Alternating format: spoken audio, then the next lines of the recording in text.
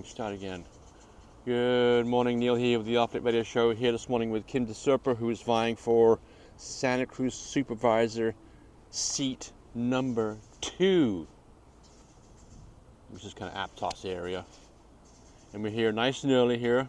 Thank you so much for coming out early. And my question number 1 is, I need you to tell me what your favorite Marianne's ice cream flavor is.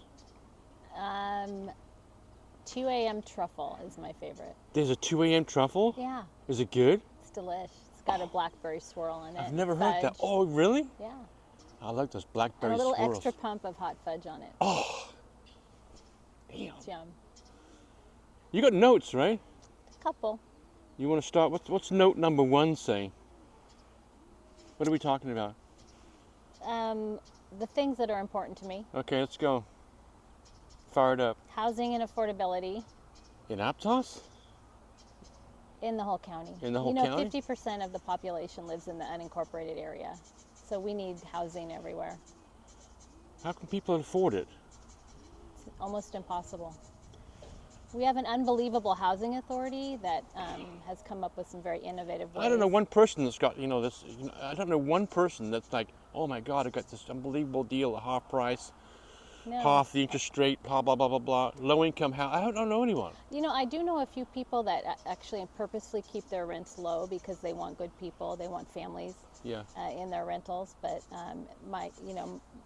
my husband has a condominium down in Watsonville that we put in a Section 8 program so that we could have a family there who couldn't afford it otherwise. Really? So I feel really good about that. Okay, so what are we talking but about? We need more people to consider those options.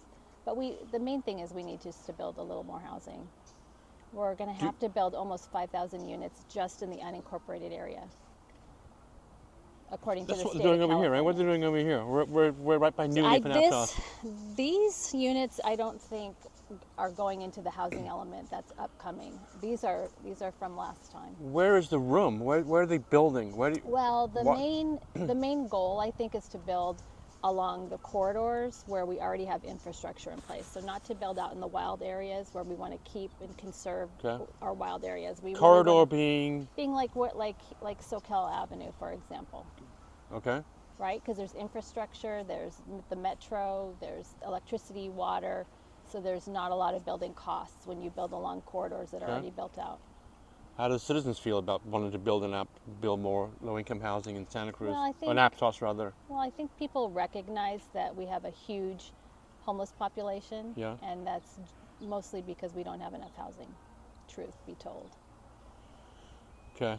People become displaced when they can't afford their housing. Yeah. They start living in their cars. If they're homeless, how are they going to be able to afford $3,000 a month in rent? Well, that's where the housing authority comes in. There's special vouchers that the federal government provides that pays for most of their housing. Okay. Yeah. All right. What else you got down there? What else you got? Well, I've lived here in Aptos for 27 years, out in the rural area. Mostly I lived in Seacliff at the start for about 7 years and then moved out. So for the last 20 years I've lived up in the Aptos Hills in rural area. And we have no internet services out there. I understand that the Monterey Bay Economic Partnership just got a big grant to put some broadband in to these areas, but it's something that I've been very concerned and upset about all these years. We've been neglected in these rural areas. We don't have access to internet. When I frustrating. lived on Dave Valley Road, I had internet. Well, that's good. Okay. Yeah. Yeah. What about AT? Wasn't that thing with? What about that thing that came up with AT&T wanting to remove the landlines? Well, that's why it's upsetting, is because they want to take away our landlines, and nobody has access to cell phones back here. Okay. So I've been bringing that forward for years as a problem and an issue. It's a public safety issue. If they're going to take our landlines, we need to be able to communicate with people if there's an emergency. Yeah. Yeah. Okay. So anyway, that's something that I want to work on. All right. She's got notes, folks. I don't have any notes. I'm glad you brought the notes. Roads. Oh. Very upset about roads. I know. Most I know. people are. That's I know. like the number one thing people talk to me about. I know where the biggest pothole is in Aptos. I do. I know where. I know. It's like I drive down this road to come to Aptos. Yeah. What's it called? Valencia, is it? Yeah. But I know where all the potholes are. You know, Most of us do. I could do it in my sleep. Yeah. I mean, mostly it's the lack of just basic infrastructure and maintenance. And so what happens is when things aren't taken care of, and then we get a big, the winter storms, the roads erode more, and then they fall into the creek. So the road right in front of my house fell into the creek this year. It's very frustrating. So down by the this is the number one problem in the whole county, and it's the number one thing that my constituents talk to me about. What about from Chevron right here in Aptos, right down to past the farm to Cabrillo? Yeah. They've been working on that SoCal Avenue there for years. Now they're doing the sidewalk that no one walks on this side. And you talk about we talk about the roads are bad. They're fixing the God knows what they're fixing. Well, it's a project. It's a safety project that has been planned for a long time, and they're finally implementing it. So I'm happy for that. I think I'm going to run for office, and I'm going to I think I'm going to boot you, and I'm going to take your place. I got shit. Hey, how about you want to serve on a commission? That's a good idea. We'll put you on a commission, all right, and then you can report into me. Aye, Skipper. All right. All right. So roads and infrastructure super important. Yeah. Services for senior citizens. We have the fastest growing senior citizen population in the whole state, right here in Santa Cruz County. Because the young people can't afford to live here, so they're leaving. Exactly. But the problem is the County Board of Supervisors cut money to senior citizen serving programs. So I want to put that back in when I'm on the Board of Supervisors. Okay. Yeah. And then finally. Well, the big. Well, these are the things I'm really interested in. The elephant in the. That's not what I'm going to talk about. I'm going to talk about harm reduction. So we've got a fentanyl problem statewide, well, nationwide, honestly, and there's young people that are having accidental poisoning because they're using drugs that are laced with fentanyl. No, a friend of mine's kid. Yeah, it's horrible. Yeah. So I've put in programs where I work now at the hospital 3 years ago to address this issue, and we're giving Narcan to every person that comes into the hospital with a substance use problem or That's issue. a big thing to take on, isn't it? Isn't it? Yeah. Bigger than what we can. No, we just need to provide more services for kids. Right now, like for example, if I have a child or a youth in the hospital that I know is using drugs, has some type of an addiction problem, I can't get them into a drug treatment bed. Can they teach this in school? There's not enough beds for treatment right now. Can they teach this in schools? They could, and they are. In my like district, almost like a scare teaching tactic, you know, like. We teach it as a segment in our health program. All right. Yeah. What else? Do you think I'm going to be able to catch a train here from Aptos?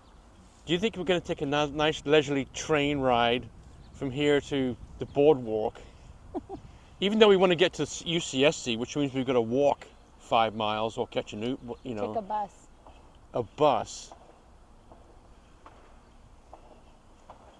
What are we doing? What's going on with the railway? Well, I'll be honest with you. I've mostly kept out of this vitriolic issue because it's not something I care about that much. What I do care about is a beautiful trail that runs the length of our county. Yeah. I grew up in Monterey County, and we have a beautiful trail in Monterey County for decades that we've been able to use over there. So what I'd like to see is a beautiful trail go down along the corridor. If we can afford a train and it's feasible and it makes sense financially, then sure, why not? How can we afford a train? I don't know. I mean, grants. The bridges are broken. We got the biggest grant ever given, apparently, for the train. I was at the RTC meeting. It was the public comment meeting down in Watsonville. There was very few people there. I was very disappointed. I was maybe the only elected official there, honestly. And there was maybe just a handful of people, and they had their concepts all laid out and storyboards, and so I was able to take a look. Yeah. It doesn't make sense to me if we wanted to really reduce transportation issues here on Highway 1, we would have put the train along the Highway 1 corridor so that they could go in two directions and it could be high speed. Along the corridor where the corridor now where it's planned, it'll take I think an hour from end to end with only one train going one direction, and then the crossing gates coming down and the traffic behind it. Right. I don't know where people are going to park to take it. I don't know how much it's going to cost. I don't know who's going to take the train, honestly. So these are all question marks that I have about the project.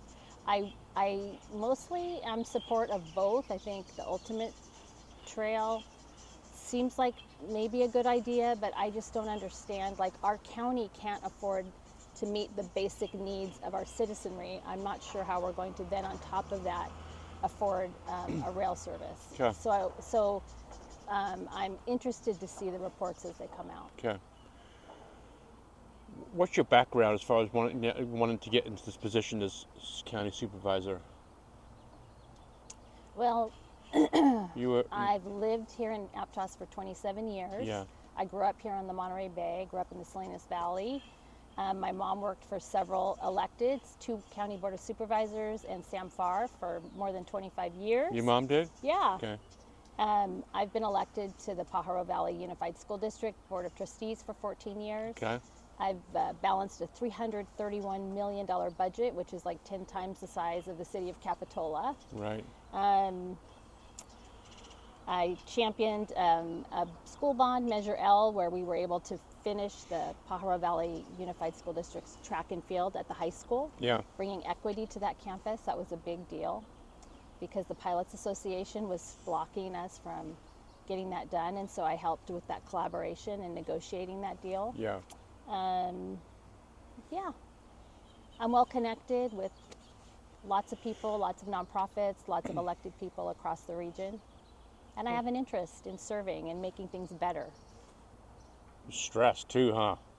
Yeah. Yeah, sure. It's stressful. It can be stressful. Yeah. Yeah, sure. Your family, your husband works at the university, at the hospital, right? Yeah, my husband is a Stanford doctor working here at the intensive care nursery at Dominican Hospital. Yeah. So we'll thank him for his service. And yeah. I met your two daughters, and you got a beautiful family. And yeah, I've got 5 daughters, 1 son. We're a blended family, second marriage. Yeah. Got a basketball team, for crying out loud. Hey, thanks for doing this. Thanks for coming down here a half hour early so I can watch soccer. Thanks, Neil. I appreciate it. You're welcome.